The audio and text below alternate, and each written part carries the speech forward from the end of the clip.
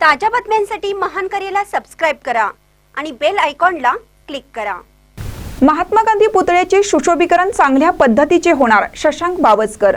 इचलकरंजी येथील महात्मा गांधी पुतळ्याच्या मजबूतीकरणावेळी हिरवळ हटवण्यात आली आहे, परंतु त्या ठिकाणी ग्रॅनाइट फरशी लावण्यात येणार आहे।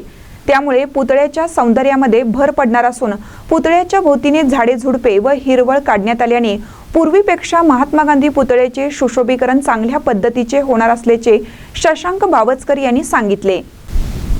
इचलकरंजी येथील महात्मा गांधी पुतळ्याचा चबुतरा खराब झाल्याने महात्मा गांधींच्या पुतळ्याला धोका निर्माण झाला होता।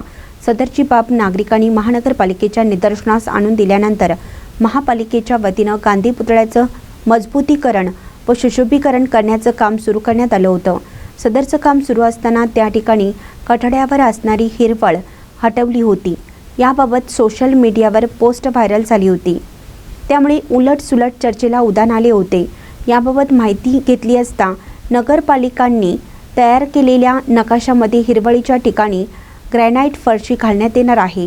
हिरवळीची निगा राखली जात नसल्याने सदर ठिकाणी अस्वच्छता होत होती। हिरवळीच्या आजूबाजूला यापूर्वीही ग्रॅनाइट फरशी होती। सदरची हिरवळ हटवून त्या ठिकाणी काँक्रिटीकरण करण्यात आलं आहे व त्यावर फरशी घालण्यात येणार आहे।